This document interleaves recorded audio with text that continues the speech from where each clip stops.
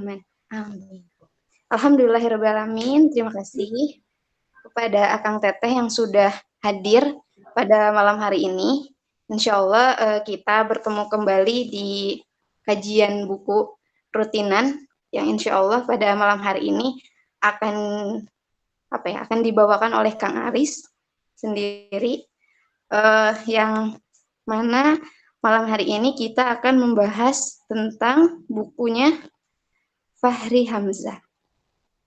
Mungkin Sisi bakal sebelumnya sapa-sapa dulu deh. Ahlan Teh Rian, Kang Aris dan Bang Dika, juga Kang Holid yang udah datang tepat waktu gitu. Alhamdulillah kita insya Allah dibukanya tiap pekan bisa on time ya biar mengefektifkan waktu juga. Pekan ini kita akan membahas tentang bukunya Fahri Hamzah yang berjudul Negara, Pasar, dan Rakyat. Mungkin sedikit Sisi bakal bacain sinopsisnya dulu ya, biar mungkin ada yang belum baca atau misalkan belum tahu gitu. Sinopsisnya ini berisi tentang politisi muda FPKS DPR Fahri Hamzah mempublikasi ide-ide pemikirannya lewat sebuah buku yang diberi judul Negara, Pasar, dan Rakyat. Buku bercover eksklusif setebal 626 halaman ini diluncurkan di Sekretariat Pressroom DPR, Gedung Nusantara 2, Kamis tanggal 25/2011. Selain Fahri sebagai pembicara utama, juga beberapa tokoh yang turut memberikan opininya mengenai buku tersebut antara lain Ketua Komisi 3, Benika Harman, pengamat politik M. Kodari, dan juga rekan politisi FPKS Agus Purnomo. Nah, mungkin itu sedikit sinopsis dari buku tersebut. Gitu. Masya Allah banget gitu. Kalau kemarin mungkin Bang Dika bahasnya tentang buku self-driving ya, karyanya Renald Kasali gitu. Sekarang tiba-tiba pekan ini kita bakal bahas buku tentang negara gitu, dan yang mana bahasannya itu bisa dibilang sangat menarik gitu, dan mungkin memacu banyak opini dan ya perdebatan sendiri gitu terkait itu. Mungkin untuk mengefektifkan waktu juga, mangga kepada Kang Aris mungkin langsung aja pembahasannya, atau mau prolog dulu juga boleh. Halo Kang Aris. Halo. Ya. Enggak, bismillah dulu. Oh iya, enggak, bismillah dulu. Ya, enggak, kan udah diserahin. Oh iya, lupa, astagfirullah. Mari kita awali dengan membaca basmalah dulu. Bismillahirrahmanirrahim. Biar lebih berkah ya. Bismillahirrahmanirrahim. Dan lupa. Mau tasmi dulu nggak, Kang Holid? Kayaknya aku terlalu bersemangat. Bentar.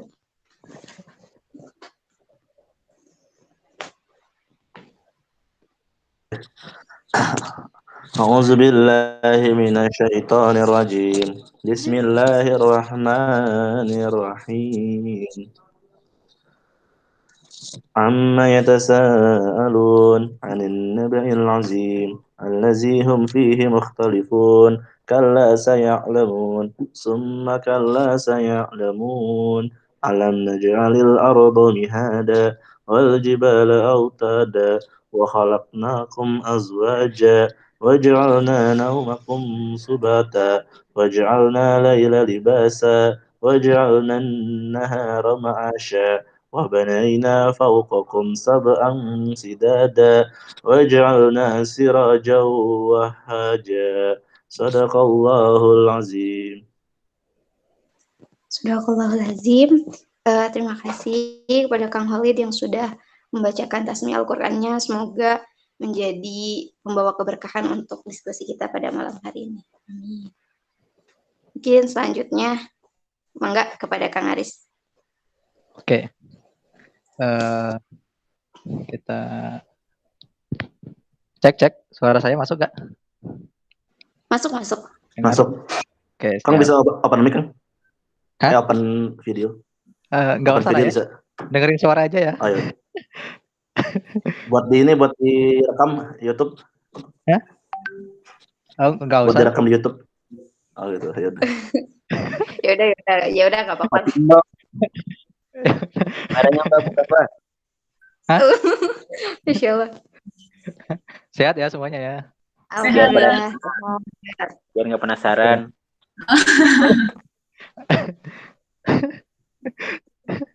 Oke, mudah-mudahan senantiasa dilimpahi kesehatan.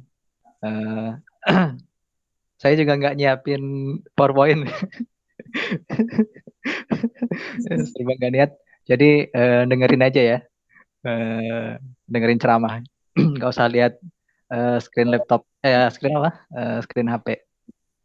Oke, kita buka dulu. Bismillahirrahmanirrahim. Assalamualaikum warahmatullahi wabarakatuh. Waalaikumsalam warahmatullahi wabarakatuh. Bismillahirrahmanirrahim. Alhamdulillahirabbil alamin. Wa bihi nasta'inu ala umuri dunya waddin. Assalatu wassalamu ala asrofil anbiya'i wal mursalin wa ala alihi wa sahbihi ajma'in, amma ba'd. Oke, rekan-rekan sekalian, kita malam ini akan coba membedah salah satu bukunya Fahri Hamzah yang berjudul Negara Pasar Rakyat ya. Yang mungkin diskursus tentang negara pasar rakyat ini memang bukan diskursus yang baru gitu ya, tapi diskursus yang sudah lama ada dan mungkin sudah menghasilkan ribuan gitu ya intelektual yang mungkin familiar ataupun tidak familiar, yang kita kenal maupun tidak kita kenal gitu ya. Dan juga menghasilkan diskursus tentang negara pasar rakyat ini menghasilkan dua ideologi besar, yang dua ideologi negara besar ya di dunia ini, yakni negara sosialis dan juga negara kapitalis. Ada yang menarik memang kalau misalkan kita bandingkan judul-judul buku yang ditulis oleh Fahri Hamzah ini bentuknya trilogi gitu ya. Sekarang yang sekarang kita bahas judulnya Negara Pasar Rakyat, ya, Negara Pasar dan Rakyat. Ada juga buku satu lagi Negara BUMN dan Kesejahteraan Rakyat. Kemudian ada lagi judul bukunya tuh Demokrasi, Transisi dan Korupsi gitu. Jadi membentuk tiga kata atau apa ya, seperti trilogi gitu ya. Meskipun judul buku yang terakhir itu enggak gitu ya, tapi bentuknya frase gitu ya, judulnya Kedaulatan Rakyat itu. Tapi umumnya yang ditulis Fahri itu bentuknya trilogi gitu, seperti itu. Saya juga nggak tahu kenapa bentuknya trilogi gitu ya. Mungkin kebayang di kita kalau trilogi itu kita mengenal di Orde Baru ada trilogi pembangunan, gitu ya, ada stabilitas, pertumbuhan dan pemerataan misalkan ya. Apakah mungkin Fahri Hamzah mengambil itu? Nggak tahu juga. Atau mungkin juga di istilah tiga kata itu mungkin bisa ini kayak gini. Persilangan atau perkawinan antar apa menghasilkan apa gitu ya. Jadi tesis, sintesis, tesis, antitesis, sintesis gitu ya. Itu yang kita sering kenal ya. Misalkan perkawinan atau persilangan antar negara dan pasar berdampak ke rakyat gitu. Bisa juga berdampak kepada kesejahteraan, bisa juga berdampak pada penderitaan rakyat gitu. Misalkan persilangan antara demokrasi dan transisi hasillah korupsi gitu ya. Antara transisinya demokrasi yang harus dinikmati adalah korupsi gitu ya. Juga mungkin misalkan antara negara BUMN ujungnya itu harusnya berdampak pada kesejahteraan rakyat gitu. Atau juga mungkin kesengsaraan rakyat gitu. Bisa jadi seperti itu mungkin dimaknainya. Atau ya mungkin dari sisi estetis, kalau ganjil itu kan jadi enak dibaca gitu ya, negara, pasar, dan rakyat. Gitu. Nah, mungkin teman-teman coba cari tahu, atau kalau ada mungkin bisa ditanyain sendiri nanti ke penulisnya gitu. Kenapa bentuknya trilogi kayak gitu.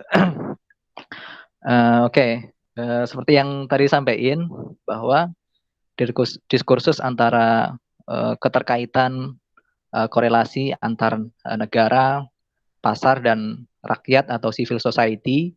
Ini adalah diskursus yang sudah lama ada gitu ya. Sudah menghasilkan banyak sekali apa namanya itu, intelektual atau ilmuwan-ilmuwan yang mungkin hari ini kita kenal dan terus menerus menyempurnakan. Karena tugas seorang filsuf itu ada 3 saja sebenarnya gitu. Yang pertama adalah memperjelas konsep gitu ya, tugas seorang filsuf itu. Kemudian yang kedua itu adalah apa namanya, menyusun argumen, dan yang ketiga itu adalah mengkritisi gitu ya. Nah, ini yang judul buku yang ditulis oleh Fahri ini juga tidak lepas dari itu ya. Mungkin memperjelas argumen, memperjelas konsep, menyusun argumen, ataupun juga mengkritisi dari yang sudah ada gitu.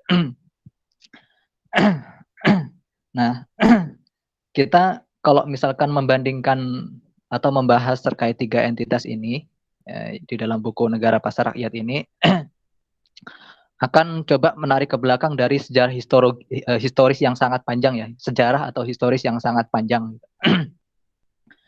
Sebelum kita mengenal bentuk negara yang sangat kompleks dan modern seperti yang kita kenal seperti sekarang ini gitu ya. Tapi itu berawal dari sejarah yang sangat panjang gitu. Misalkan kalau kita mengenal teori pertentangan kelas yang apa namanya itu, dikenalkan oleh Karl Marx gitu ya. Mana hakikat sejarah itu adalah perjuangan antara kelas proletar melawan kelas borjuis gitu.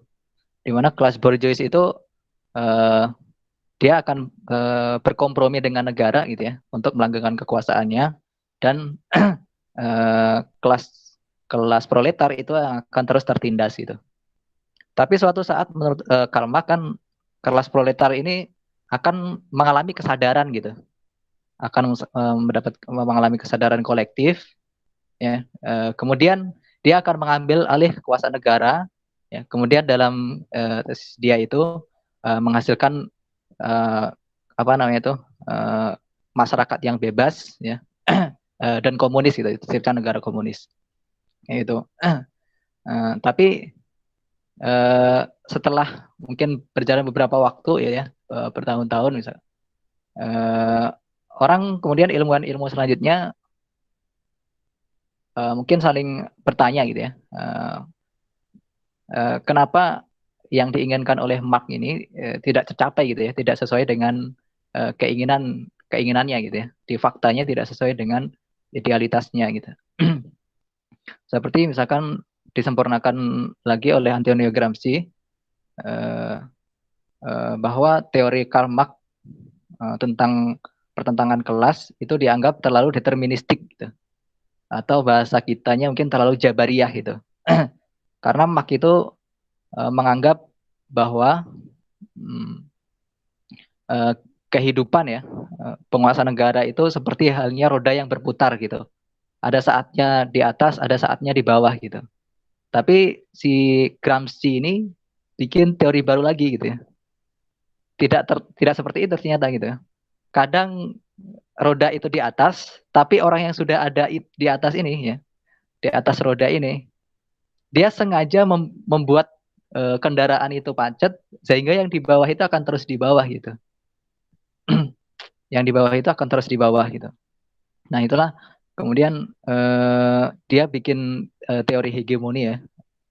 Si Gramsci ini bikin teori hegemoni yang artinya tidak bisa seperti Marx gitu ya. Tapi dalam perjuangan rakyat merebut proletar merebut kekuasaan, itu harus masuk melalui ruang-ruang budaya gitu.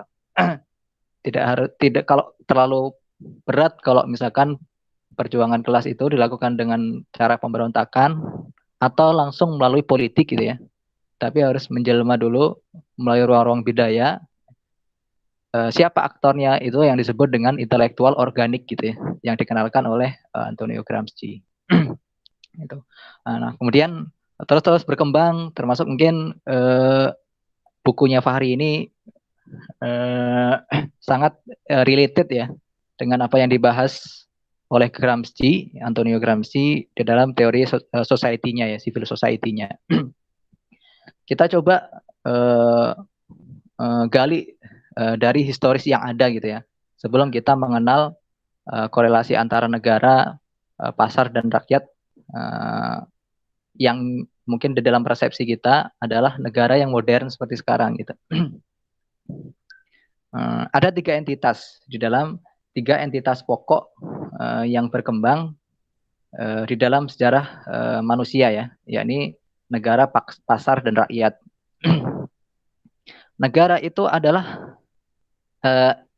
entitas pokok yang paling modern ya, entitas yang paling modern, dan dia ada jauh setelah pasar dan rakyat itu ada gitu ya. Negara itu adalah entitas paling modern. Jadi sebelum negara itu ada, konsep teori-teori negara itu berkembang, civil society itu sudah terlebih dulu ada ya, dan pasar itu juga terlebih dulu ada gitu. Kita akan coba, saya akan coba runut dari fase sejarahnya. Dulu sebelum pasar itu ada, masyarakat itu mengenal pemenuhan kebutuhannya melalui kegiatan ekstraktif ya, melalui kegiatan ekstraktif. Civil society waktu itu belum mengenal pasar gitu ya. Dia untuk mencukupi kebutuhannya cukup dengan menanam padi gitu ya, menanam sayur, menanam lauk, kemudian dia makan sendiri gitu ya, dengan bercocok tanam, kemudian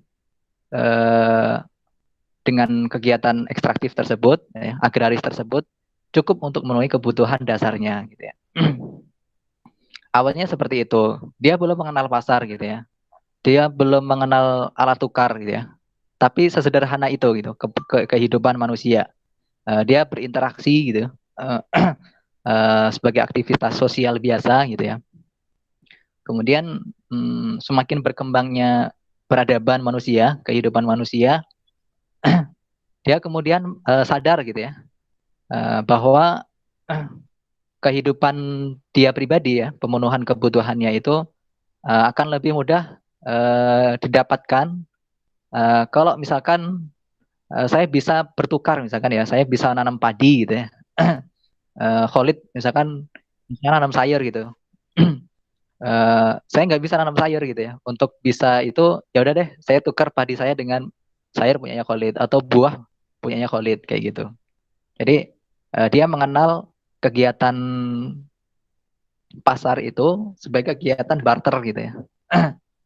Sebagai kegiatan transaksi yang itu memudahkan pemenuhan kebutuhannya gitu. Yang itu akan menjadi pemudah dalam pemenuhan kebutuhannya. Nah, disitulah kemudian muncul kegiatan barter, kegiatan transaksi antar manusia untuk saling memenuhi kebutuhannya, dan sangat erat mungkin pasar di awal, pasar di awal ya, kegiatan transaksi di awal itu sangat erat dengan kegiatan aktivitas sosial gitu, sangat syarat dengan aktivitas sosialnya. Pasar waktu itu belum menjadi satu institusi ya, tapi di situ hanya ada hukum permintaan penawaran saja gitu ya. Dan tujuan adanya pasar waktu itu adalah mencapai kepuasan ekonomi kolektif gitu ya. Waktu belum ada alat tukar, manusia belum tahu cara menyimpan, tidak punya kepentingan untuk menyimpan uang, tidak punya kepentingan untuk mengumpulkan kekayaan gitu ya.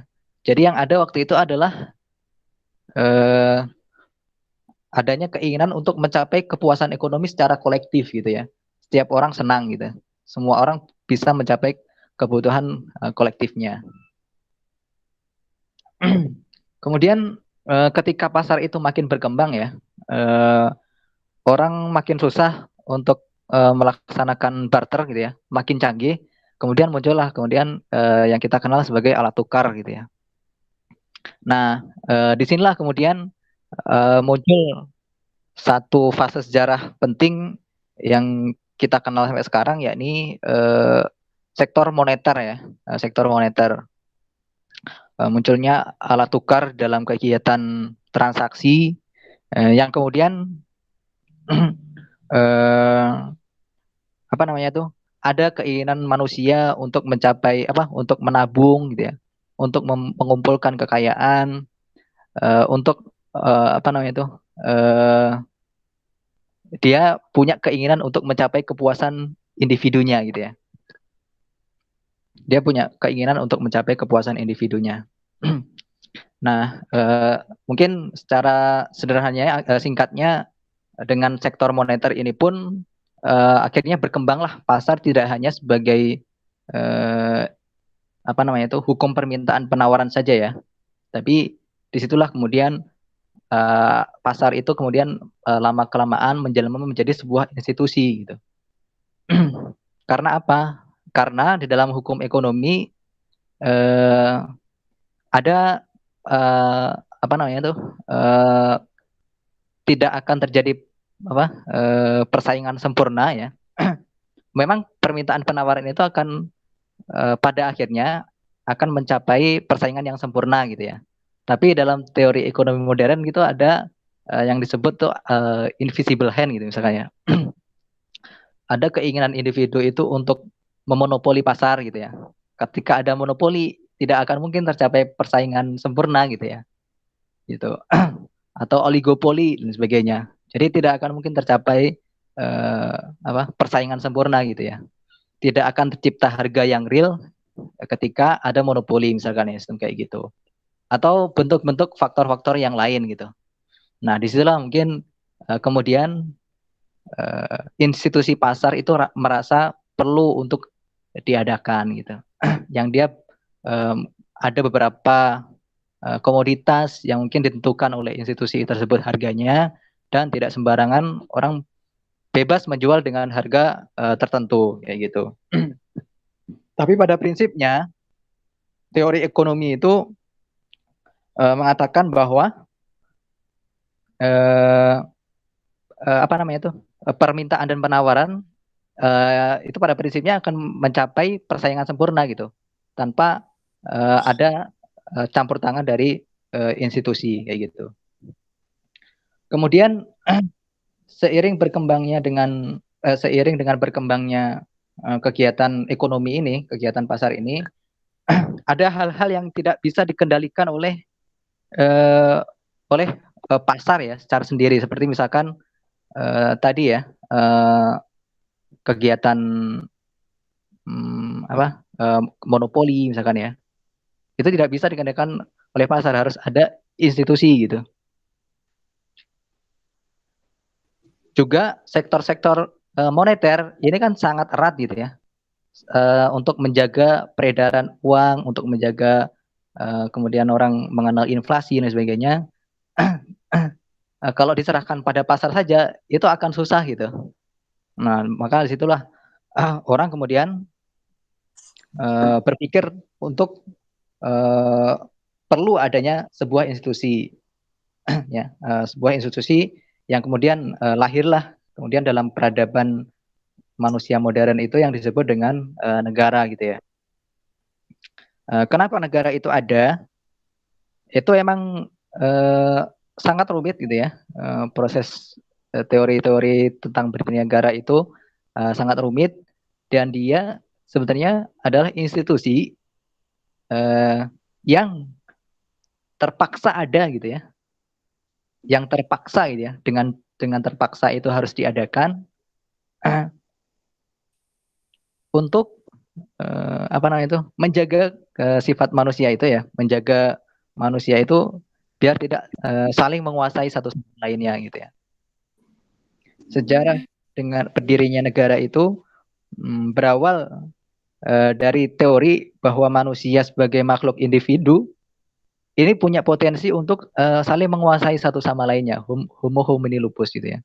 Jadi kalau pasar itu manusia sebagai makhluk sosial gitu ya, makhluk dia butuh berinteraksi, butuh ini. Teori negara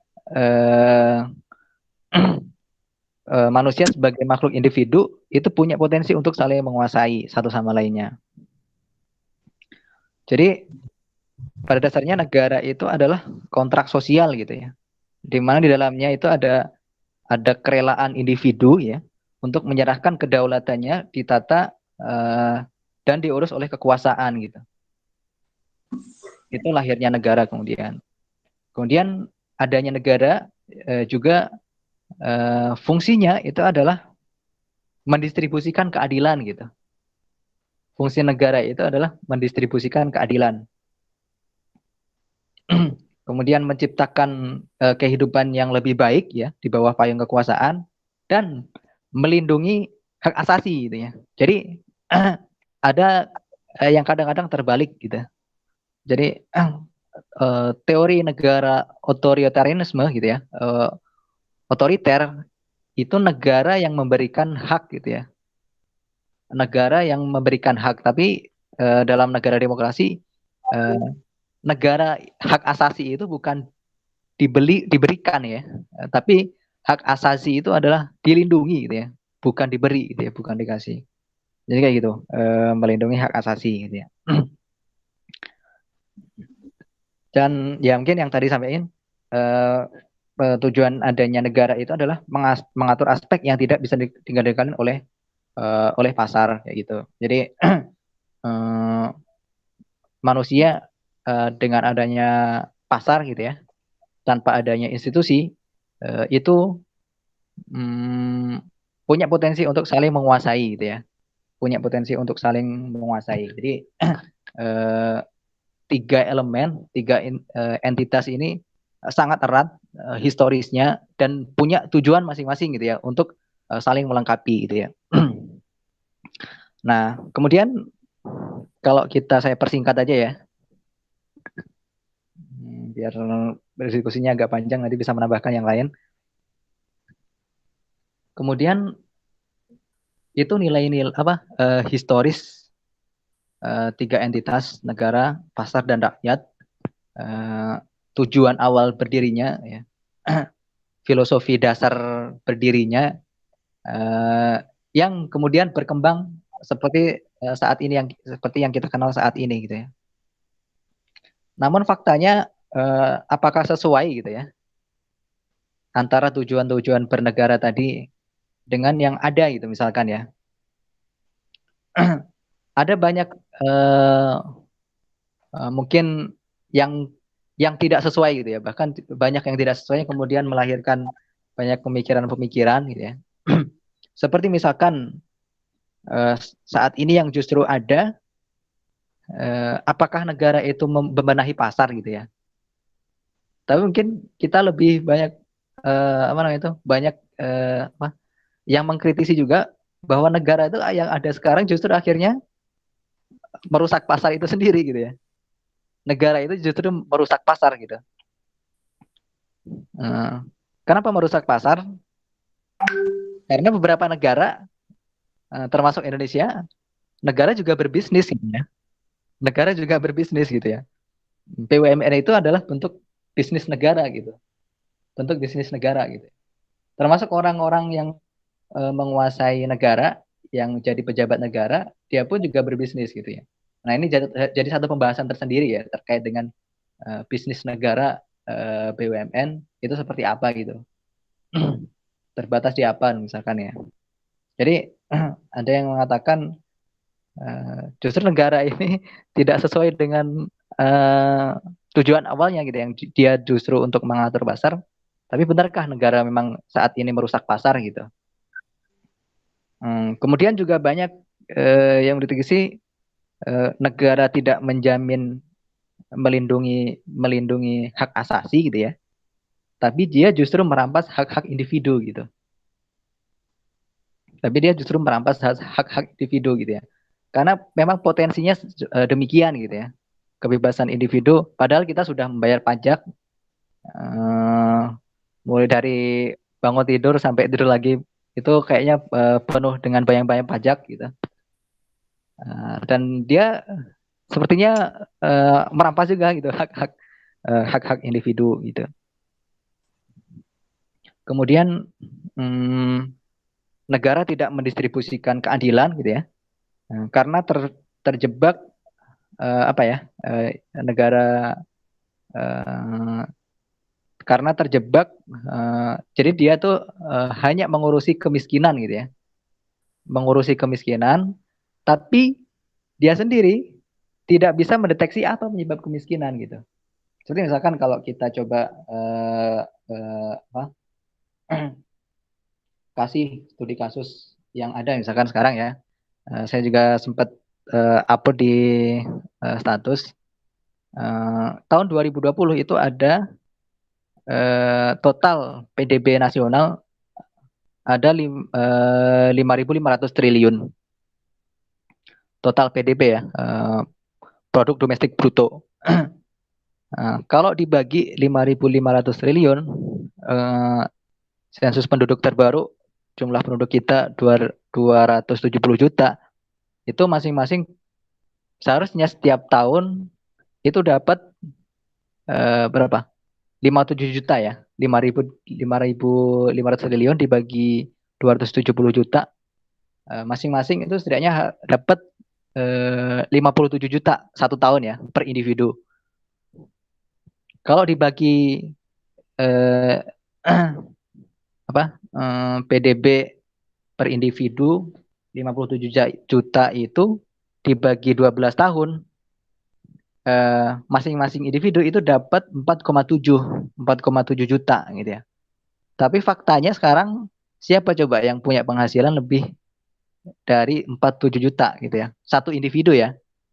Kalau misalkan dalam keluarga saat saya ada 2 orang misalkan, berarti 4,7 kali 2 9,4 gitu. 9,4 gitu. Misalkan untuk yang berkeluarga atau yang punya keluarga 4 itu hampir 20 juta harusnya gitu ya. Tapi siapa yang di lingkungan kita yang bisa mendapatkan jumlah itu gitu ya. Mungkin hanya sedikit sekali orang gitu ya. Karena faktanya memang ada hukum Pareto yang berlaku gitu ya, di mana 20% penduduk ini menguasai PDB 80% gitu. Nah, ini apa sebenarnya yang menjadi masalahnya gitu? Apakah di sistemnya gitu ya? Sistem negaranya, di orangnya kah atau di apa gitu ya? Ini yang mungkin kita layak untuk diskusikan gitu. Apa yang salah dengan sistem bernegara kita? Kenapa apa namanya itu? Tujuan negara untuk mendistribusikan keadilan itu sangat susah untuk dicapai gitu ya saat ini gitu ya. Jadi sebenarnya kita semua kalau punya pendapatan per individu di bawah 5 juta setahun satu bulan itu masih masih di bawah rata-rata gitu yang ada hari ini gitu. Mungkin seperti itu aja pengantarnya gitu ya. Kita coba banyak diskusi gitu ya. Dan minta ini dari teman-teman semuanya. Ada satu elemen yang mungkin dibahas oleh Fahri di dalam buku ini, yakni entitas agama ya. Nanti teman-teman coba bisa baca sendiri. Ya. Ini memang entitas yang sering tidak pernah dibahas ya, karena para ilmuwan-ilmuwan Barat menganggap aspek negara itu adalah aspek spiritual saja ya. Jadi aspek yang berkaitan individu dengan Tuhannya saja gitu ya. Dan ritual gitu ya, spiritual dan ritual gitu ya. Tapi Fahri kemudian membantah itu ya. Fahri membantah itu. Dia coba membandingkan dengan misalkan kita lihat civil society-nya di Piagam Madinah gitu ya, negara madani ya. Itu tidak hanya aspek ritual spiritual gitu ya, tapi lebih ke substansialnya gitu ya. Karena memang tidak bisa dipungkiri bahwa agama itu satu entitas yang dia sangat didengar oleh individu gitu ya. Fahri tidak menyimpulkan bahwa agama itu menjadi solusi gitu ya. Tapi dia hanya membuat tesis ya, membuat tesis bahwa agama itu satu entitas yang perlu dipertimbangkan gitu. Jangan-jangan kegagalan kita mungkin dalam mewujudkan tujuan dari bernegara ini tidak memperhitungkan aspek negara aspek agama tersebut. Barangkali kayak gitu aja. sebagai pengantar. Dan silakan teman-teman kalau ada yang mau menambahkan. Oke, terima kasih Kang Aris atas pemantiknya. Masya Allah, pemantiknya aja udah luar biasa gitu ya. Mungkin Akang dan Teteh yang udah gabung tadi dari awal udah merasa terpanaskan mungkin tadi sama pemantiknya dari Kang Aris sendiri gitu ya. Tadi kalau saya sendiri sih berasa mengulang kembali pelajaran SMA mungkin ya tentang tadi bahas tentang masyarakat, pasar dan negara kayak gitu. Dan ternyata apa ya? Banyak hal-hal baru yang mungkin jadi ilmu baru nih dari Kang Aris juga gitu buat saya pribadi. Nah, mungkin selanjutnya kita buka sesi diskusi aja pada Akang dan Teteh yang mau menanggapi tadi dari pemaparan Kang Aris, boleh langsung dibuka aja mikrofonnya terus langsung disampaikan gitu. Teh Rian mungkin ini yang udah buka mikrofonnya mau jadi penanya pertama Teh. Mangga. Atau mungkin Akang dan Teteh yang lain?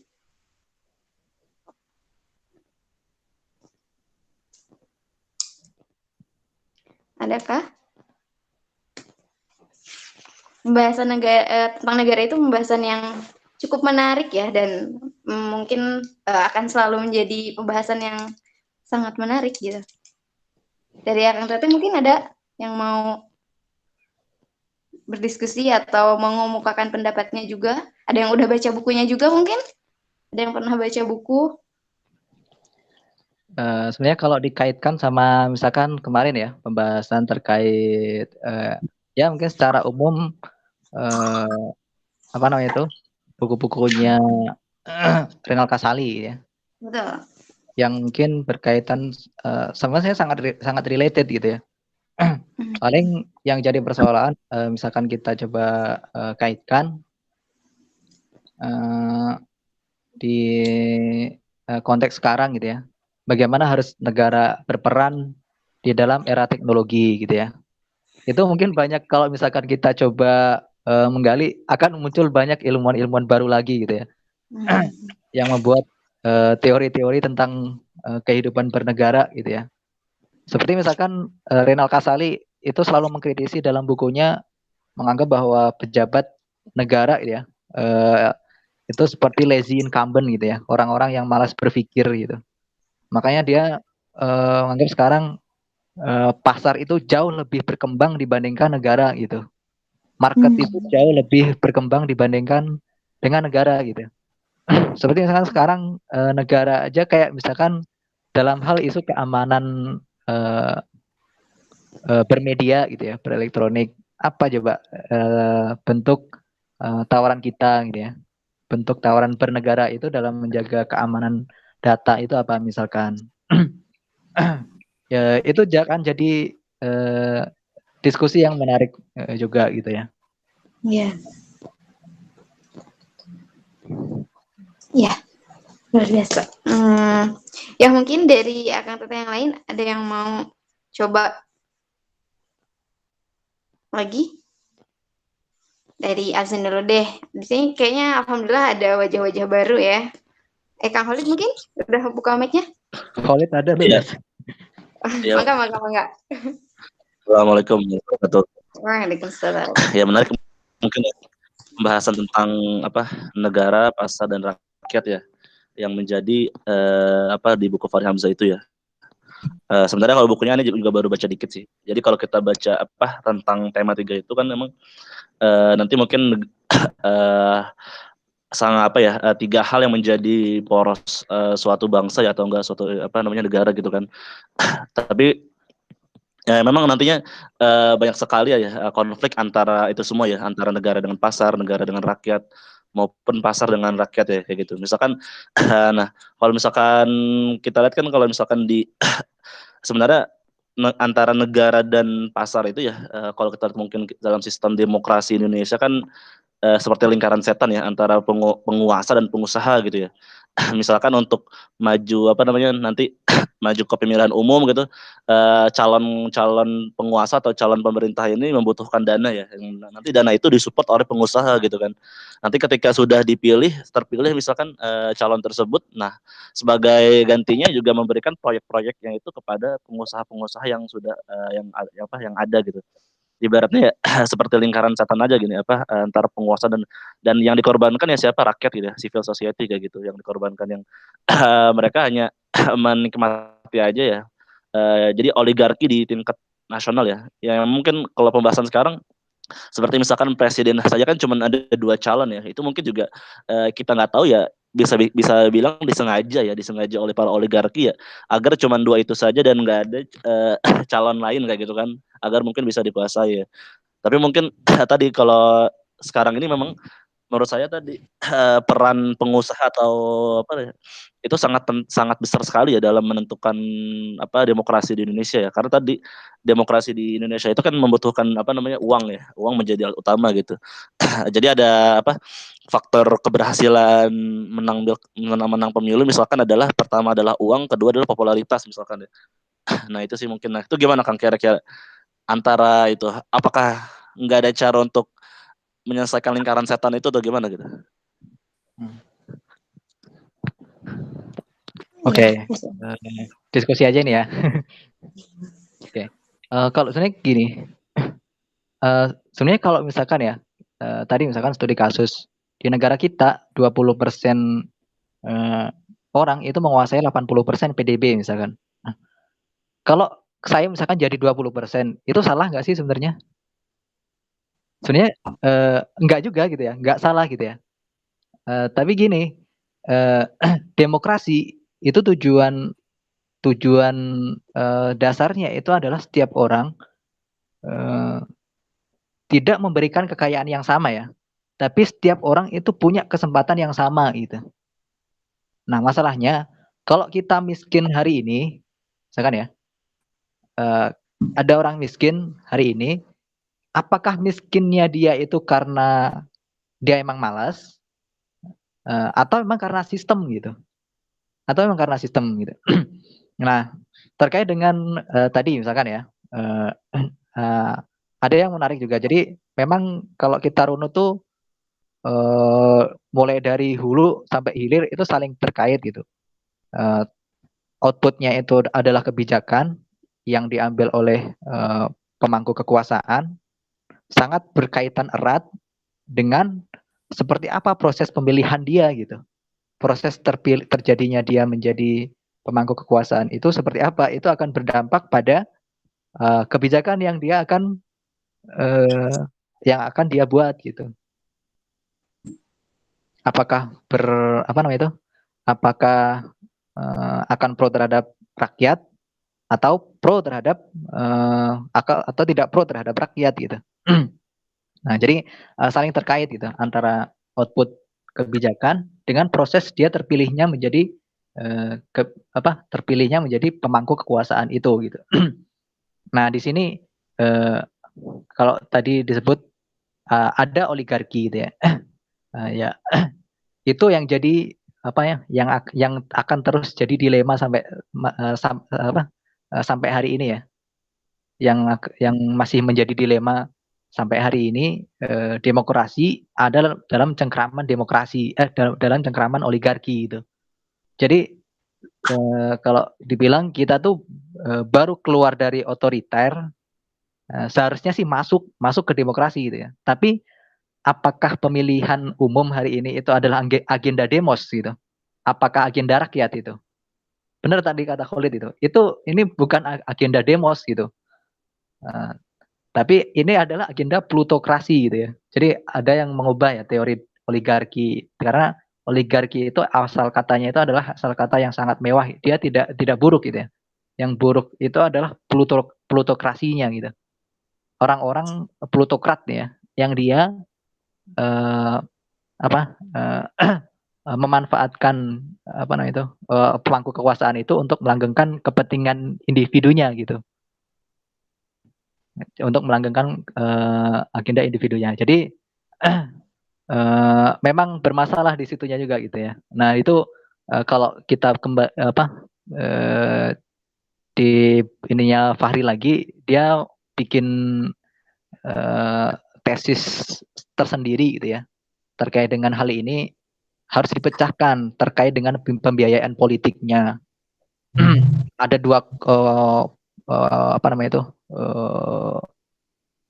dua kutub misalkan yang hari ini ada dua referensi. Kalau orang-orang Barat, negara-negara Eropa Barat itu menyerahkan agenda pemilunya, agenda politiknya itu pure murni dibiayai oleh negara gitu ya. Jadi tidak ada agenda pemilu itu yang syarat dengan kepentingan apa namanya itu perusahaan, kepentingan swasta gitu ya. Tapi dia udah ditanggung semua biayanya oleh negara gitu ya. Kemudian ada negara Amerika itu emang dia dibiarkan saja gitu ya pihak swasta untuk membiayai pemilihan umumnya gitu ya. Memang syarat dengan kepentingan perusahaan swasta karena memang kapitalis sistemnya kayak gitu. Jadi kalau disebut demokrasi, kita belum demokrasi gitu ya. Karena demos ya, demokrasi itu kan demos agenda rakyat, pemerintahan rakyat. Tapi faktanya kita memang belum demos gitu. Coba kemarin misalkan dari berapa ratus, 200 pilkada lebih misalkan ya. Berapa pilkada yang tidak punya deal-dealan dengan pengusaha. Sementara untuk biaya pilkada saja itu perlu bermiliar-miliar gitu ya. Untuk jadi satu pilkada aja untuk apa? Jadi gubernur berapa sekarang biayanya? Gitu. Sementara kekayaan dia saja sangat jauh dari biaya yang harus dikeluarkan untuk pemilihan gitu. Logikanya saja kayak gitu ya. Jadi dari mana dia harus mencari uang bahkan 10 kali lipat dari kekayaan dia gitu ya. Pasti banyak disitulah kepentingan-kepentingan oligarki itu kemudian terbuka gitu ya untuk dimanfaatkan.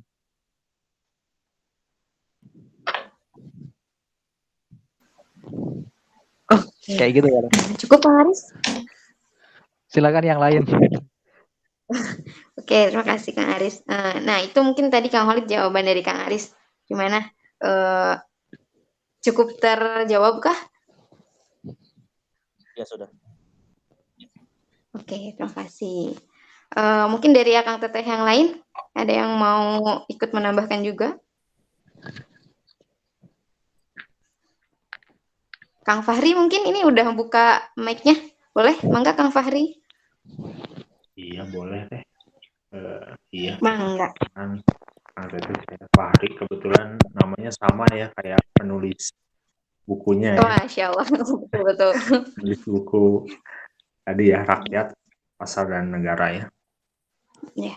Ya jadi kalau dari saya pribadi tadi menyimak materinya dan juga ya tadi ada pembahasan ya. Jadi sebenarnya kan di sini penulisnya sendiri Pak Fahri Hamzah ini kan secara tidak langsung menggambarkan 3 aspek ya. Aspek sosialnya digambarkan dengan rakyat, aspek ekonominya digambarkan dengan pasar, dan aspek politiknya itu digambarkan dengan negara ya dalam istilah judul bukunya itu ya. Nah 3 aspek ini kan memang betul ya tadi kata Kang Holid atau Kang Aris tadi juga mengatakan 3 aspek ini kan jadi 3 aspek ya, penting sekali ya dalam suatu negara ya, ekonomi, sosial, kemudian juga politiknya. Nah dan tadi juga sempat di pembahasan diskusi pertama juga ada pembahasan tentang oligarki ya, oligarki di mana ya saya juga memang termasuk yang sependapat juga bahwa memang ada ibaratnya istilahnya tadi keterkaitan antara pengusaha dan politisi ya, karena memang biaya politik yang besar maka ya secara otomatis politisi harus ibaratnya bersimbiosis dengan si pengusaha itu ya, meskipun tadi kemudian ibaratnya kalau dalam politik itu kan jadi istilahnya ada hutang budi ya antara si politisi itu kepada pengusaha-pengusaha yang taruhlah dia secara finansialnya mendukung mereka ketika proses terpilih gitu ya. Akhirnya karena hutang budi dan sebagainya, punya beban hutang budi itu, kemudian si politisi yang akhirnya andai pun terpilih, dia ya kita tahu ya ada kebijakan dan sebagainya yang kemudian secara proyek kemudian berpihak ke pengusaha-pengusaha ini gitu ya. Dan itu memang secara aspek kenegaraan banyak sekali merugikan negara kita ya. Itu beberapa mungkin yang ataupun banyak juga yang terbongkar oleh KPK pun macam-macam ya, modusnya pencucian uang, kemudian juga suap dan sebagainya, tidak lepas dari sistem bernegara kita yang memang masih secara ongkos politik sangat besar sekali ya. Dan tadi secara oligarki juga negara kita yang dalam artian sudah masuk ke era reformasi pun masih masih terbatas ya secara partisipasi politiknya. Artinya ketika misalnya Orde Baru kita bandingkan kekuatan politik itu dirampingkan menjadi kekuatan tiga partai politik, kemudian juga secara presidennya juga kan terus ya, Pak Harto bisa ibaratnya melanggengkan kuasanya sampai 30 tahun gitu ya, dengan sistem politik yang juga dirampingkan yang tiga sistem politik. Nah, ketika reformasi sebenarnya di awal-awal reformasi konsepnya bagus ya, tapi ketika berjalan kemudian lain sebagainya kan kemudian terjadi kebijakan-kebijakan yang kemudian secara politik justru merampingkan juga sistem kepolitikannya ya, dengan legislative threshold ya yang terus dinaikkan ya dari 2,5, 3,5 sampai 4, itu kemudian memangkas habis ya semua partai-partai kecil, sehingga ya pada akhirnya lingkarannya menjadi sangat terbatas ya. Ideologi partai yang ada kan jadi hanya terbatas pada, kalau sekarang mungkin 9 partai politik ya di DPR ya. Kemudian juga tadi betul ya juga secara presidensial threshold-nya juga hanya 20%, sehingga sangat sulit memunculkan banyak calon ya. Pasti ya kalau muncul paling ya 2-3 gitu ya, tidak lebih jauh dari itu, karena memang secara logika saja presidensial threshold 20% itu maksimal hanya 5 calon ya, dengan dinamika dan sebagainya 4-3, dan akhirnya kita dalam realitasnya kan mungkin hanya 2 atau 3 calon saja kemudian secara dukungan politik bisa maju. Itu pun ya dengan sudah berbagai kepentingan sudah melekat gitu di dalam, memang itu kalau dalam sistem politik kita. Tapi saya menarik tadi ada pertanyaan, ibaratnya bukan pertanyaan, pemantik lah ya di ujung materi tadi dari Kang Aris. Itu adalah tentang tentang gimana cara bernegara itu tidak, ataupun kondisi bernegara sekarang itu tidak sesuai dengan tujuan awal bernegaranya kan gitu ya, tujuan awal dibentuknya suatu negara itu gitu ya. Nah itu kalau menurut Kang Aris sendiri bagaimana gitu cara mengembalikan ibaratnya negara yang misalnya dalam artian tadi sudah keluar dari track-nya gitu ya, track awal pembentukannya itu untuk kembali lagi kepada tujuan awal bernegara itu sendiri kan gitu ya. Kalau menurut Kang Aris itu gimana? Oke, terima kasih Kang Fahri atas pendapatnya gitu ya. Mengga Kang Aris tadi ada pertanyaan dari Kang Fahri.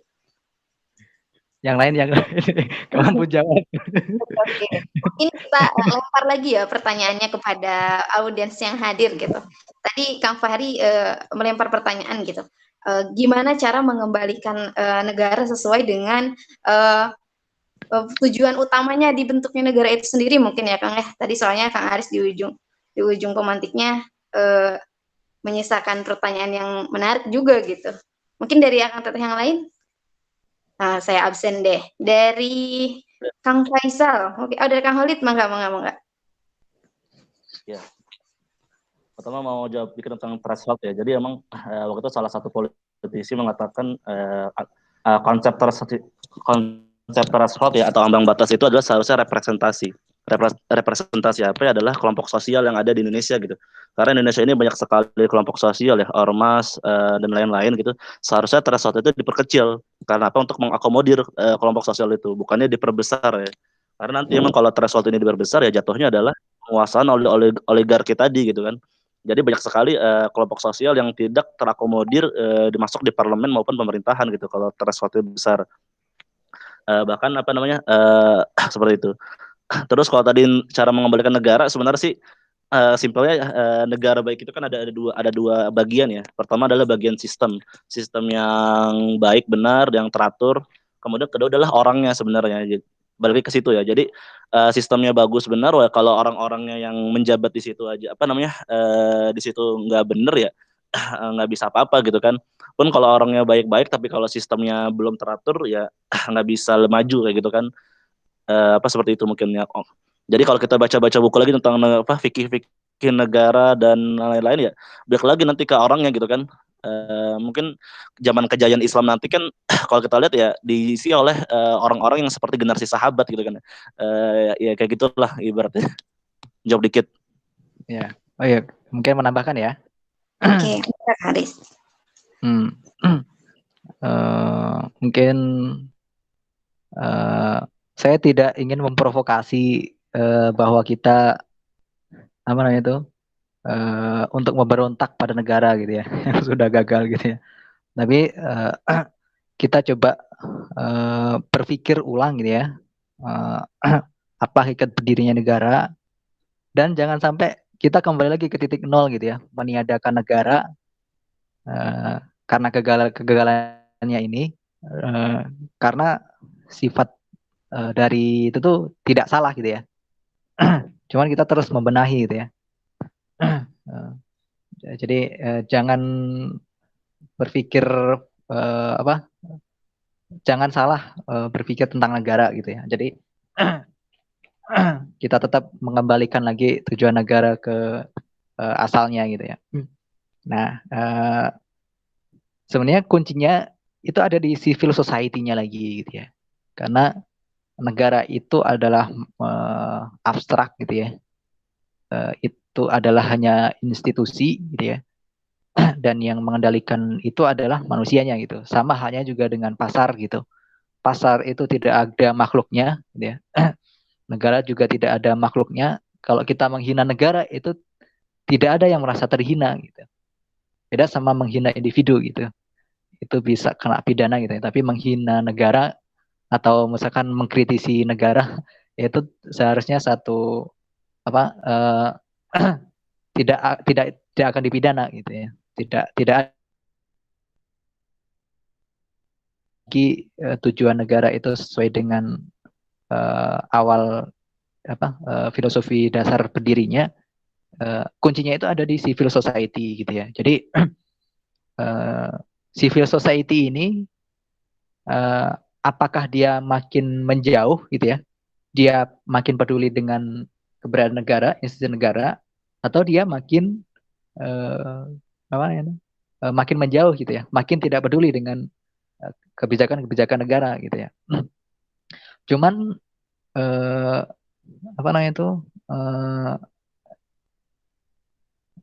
kacaunya sekarang misalkan ya, negara ketika civil society itu mulai peduli gitu ya, dia emang sengaja dibikin untuk ada pengalih-pengalih isunya misalkan ya. Contohnya kayak gini, Jokowi dengan adanya corona, coba teman-teman bandingkan anggaran kesehatan ya misalkan ya, dan kenapa dia tetap bertendensi untuk menyelesaikan proyek industrinya itu sampai tahun 2024 gitu ya. Anggaran corona yang seharusnya dipakai untuk membiayai kehidupan manusia yang tidak bekerja, justru dipakai untuk biaya infrastruktur gitu. Ketika media itu menjalankan perannya untuk penyadaran masyarakat gitu ya, tapi justru media itu dipakai untuk bikin hiburan-hiburan kecil. Misalkan kemarin ada kasus ini apa tertentu gitu ya, yang sebenarnya itu bukan kasus pokok gitu. Kalau kita mau konsentrasi ke kasus pokoknya, itu ya kritisi APBN itu kemana gitu perginya gitu, 4.000 triliun itu kemana gitu. Apa negara yang dilakukan negara kemudian ketika defisit APBN yang diprediksi oleh Sri Mulyani saat 1.300 triliun yang akan terjadi itu ketika tidak lockdown misalkan ya. Kemarin kan kayak gitu. Prediksi apa namanya itu Kementerian Keuangan kalau kita tidak lockdown ini potensi untuk defisit APBN ini 1.300 triliun gitu. Apa yang dilakukan negara misalkan ya, dia ngambil wakaf lah, apalah gitu misalkan kayak gitu. Nah, civil society ini sengaja tidak dibikin fokus kepada situnya gitu, tidak mengawasi APBN gitu, tidak mengawasi kebijakan gitu ya. Tapi dia dibikin sibuk dengan adanya politainment ya, isu-isu politik yang sebenarnya isu-isu minor saja gitu, kayak gitu. Jadi di situ tantangannya. Jadi ya kita mungkin kalau yang diharapkan oleh Gramsci itu ya kita lah yang harusnya jadi intelektual organiknya gitu, yang jadi penyadar masyarakat yang intelektual organik itu tidak hanya berdiri di atas menara Gading, tapi dia juga mau turun ke bawah gitu ya, merasakan akar rumputnya seperti apa. Oke. Cukup Kang Aris? Apa lagi? Cukup. Oke, terima kasih. Enggak, kalau ada yang menginformasikan dulu gitu kepada Akang Teteh. Sekarang udah 21.01 gitu, jam 9 lebih 1 menit. Apa mau dilanjutkan atau mungkin udahan aja gitu? Sebenarnya kan memang di apa ya, ketentuan awal memang 1 jam gitu. Tapi kalau misalkan Akang Teteh masih pengen lanjut gitu, boleh kita lanjutkan aja gitu. Gimana, ini mau tetap lanjut bentar lagi atau gimana? Mungkin ada yang belum mengungkapkan pendapat-pendapatnya nih, kayak Kang Faisal atau Teh Rian, tadi mic-nya bermasalah ya, atau Kang Ujang Hidayatullah mungkin. Gimana, mau dilanjutkan atau udah statement terakhir aja? Halo? enggak terserah. Mungkin gimana, Kang Holid? Dari Sukabumi nih Ujang. Oh, ya, mungkin kita lanjut 10 menit dulu aja kali ya. Ngikut aja, mangga siapkan. Oke, saya perpanjang 10 menit dulu ya. Takutnya kemalaman juga gitu. Tadi mungkin udah ada jawaban dari Kang Holid sama Kang Aris gitu ya atas pertanyaannya Kang Fahri gitu. Mungkin dari Akang Teteh yang lain mau membantah atau misalkan menambahkan, boleh. Dari Kang Ujang mungkin, boleh Kang Ujang dibuka mic-nya. Kita silaturahim juga, sambil silaturahim Kang. Apa misalnya pandangan-pandangan apa yang ada di benaknya Kang Ujang mungkin boleh disampaikan. Kang Ujang? Kang Hakim. Iya Kang Hakim, punten. Soalnya saya baca sesuai dengan namanya aja ya. Kang Faisal mungkin? Dari Kang Faisal? Halo Kang Faisal, Assalamualaikum. Atau nggak ada? Cukup. Dari siapa lagi? Dari Rifa, mungkin dari Rifa. Harapannya apa ya? Akang Teteh juga bisa berkontribusi untuk berdiskusi ya gitu. Sekecil apapun itu gitu, biar kita sama-sama belajar gitu di sini. Ya Rif, gimana? Ini deh. Ana deh. Oh, Rifa dulu Pak. oh boleh. Halo. Oh iya, mangga Rif atau Rifa dulu deh, Kang Olid. Cukup. Oh ya Allah, cukup doang. Menurut Rifa, pandangannya aja Rif. Tadi kan udah ada pemantik di awal dari Kang Aris, terus ada jawaban dari pertanyaan. Adakah dari Rifa yang apa ya, yang mungkin terfikirkan gitu dari diskusi sekarang? Ayo Rif, belajar. Saya masih bingung. Oh, masih bingung. Kenapa tuh? Bingungnya kenapa gitu? Masih menyimak loh. Oh, masih Soalnya menyimak. ya ilmunya juga masih catat ya. Jadi sekalian belajar di sini. Oke, gak apa-apa. Nanti semoga setelah ini jadi makin banyak ya. Terima kasih Rip. Oke, mangga Kang Holid. Iya, di sini tentang ini sih.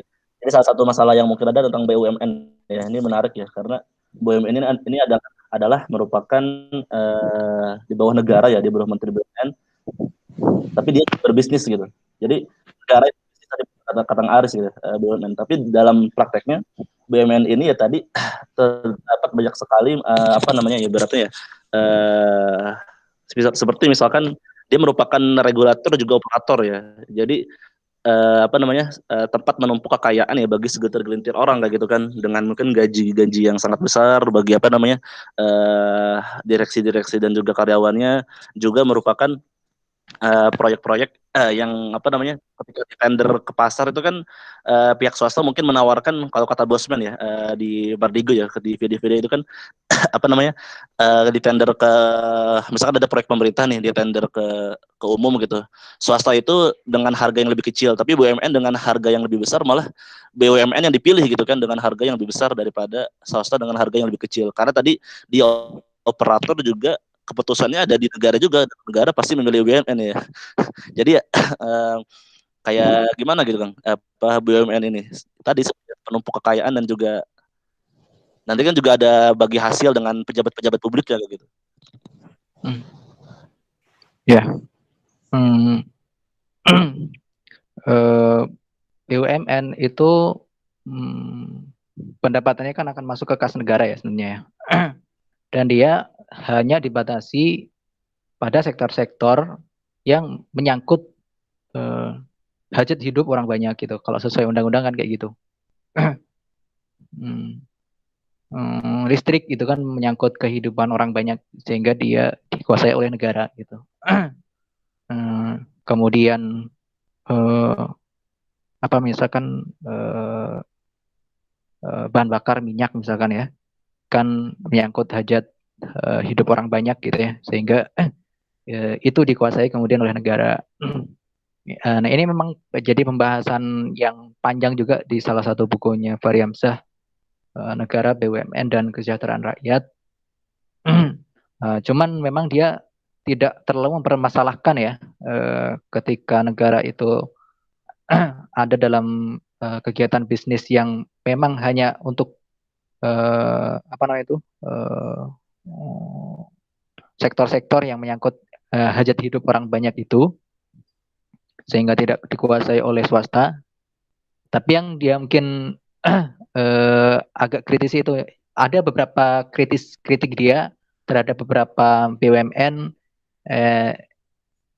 yang itu mungkin apa tidak perlu diambil oleh negara gitu ya. Mungkin beberapa dari ada perlu ada dia ada apa namanya itu disempitkan lagi gitu ya, lebih sedikit lagi, harus ada yang dikurangi BUMN. Jadi peran negara dalam kehidupan kegiatan ekonomi itu semakin dikurangi gitu ya, semakin dikurangi. Tapi yang justru dia permasalahkan adalah ketika pengambil kebijakan itu masuk dalam kegiatan ekonomi, kegiatan pasar, disitulah masalahnya gitu. Jadi termasuk rekrutmen pekerja BUMN itu sangat syarat dengan kepentingan politik gitu. Tidak berdasarkan kapasitas. Nah, disitulah problemnya gitu ya. Sehingga BUMN juga mungkin akan banyak terjadi permasalahan, orang-orang di dalamnya korup, tidak kompeten, dan syarat dengan kepentingan politik gitu ya. Itu yang dia kritisi kayak gitu.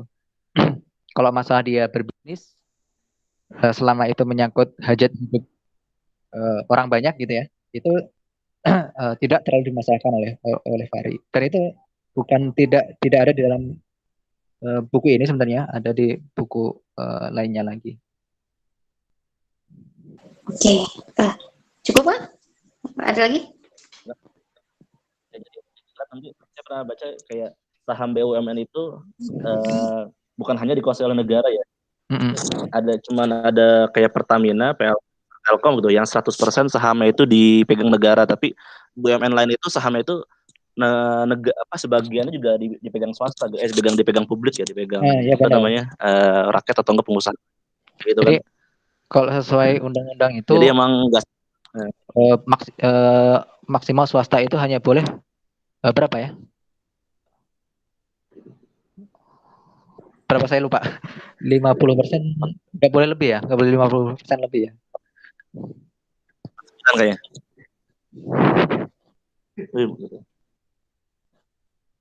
Oke, sip. Iya, memang tidak sepenuhnya oleh swasta. Jadi tidak penuhnya oleh negara. Jadi tidak 100% yang BUMN. Oke, siap. Itu mungkin ya tadi. Cukup kan? Cukup. Oke. 10 menitnya udah habis. Ini udah 9.10. Ada lagi kah dari Akang Teteh yang mau menanggapi lagi? Halo, Teh. Halo, Teh Rian. Gimana? Udah bisa. Tadi mau ngikut banget. Sebenarnya nggak ada komentar sih Kang, karena Ian belum pernah baca buku ini ya. Dan tapi Ian pernah lihat bukunya tuh tebal gituan kan? Buku paling tebalnya Fahri ini. Iya, bukunya tuh tebal banget. Dulu sempat pengen baca tapi nggak keburu gitu. Banyak sih, makasih Kang atas pembedahannya. Hikmahnya banyak banget gitu. Yang Ian kan memang orangnya tuh apa ya, lebih suka kaderisasi, agak kurang suka sama yang terlalu menjurus sama politik itu. Tapi malam ini Ian ngerasa ada hal lain yang harus Ian pelajari juga gitu. Makasih Kang. Berarti pemantiknya seru ya Teh ya. Jadi membuat orang nggak suka jadi suka gitu. Ya jadi terpikir ya kayak gitu ya. Oke. Makasih Kang Aris atas bedah bukunya malam ini. So, nanti Ian pengen tanya lah kalau ada hal yang nggak dipahami. Boleh? Minggu depan Ian yang udah. Oh my God. Oke, terima kasih Serian. Mungkin dari Kang Teteh yang lain, dari Kang Faisal mungkin. Halo, Assalamualaikum Kang Faisal. Ada tambahan kah? Atau dari Kang siapa tadi? Kang Ujang tuh siapa? Kang Aris? Kang Hakim. Kang Hakim. Oh iya, Kang Hakim mungkin Kang Hakim. Nah itu udah open mic kan? Mangga dilanjutkan. Jangan tanggung buka langsung ditutup lagi. Bukan Ujang. Mangga Kang Hakim. Coba Kang Holid bilang. Ya, ditutup lagi. Oke. Ada lagi mungkin dari Akang Teteh? Cukup? Kalau misalkan cukup ya langsung closing statement aja mungkin dari Kang Aris. Closing statementnya baca buku ini. Siap. Beliin Kang. Wah, ini mah dibagi-bagi gratis harusnya ke kader kami biasanya. Masya Allah. Dan apa ya? Itu ambil di sekre PPK bisa ada kok. Ya, itu gratis kan. Mau closing statement dulu nih Kang Arisnya. Sebentar ya. Enggak. Mangga Kang Aris.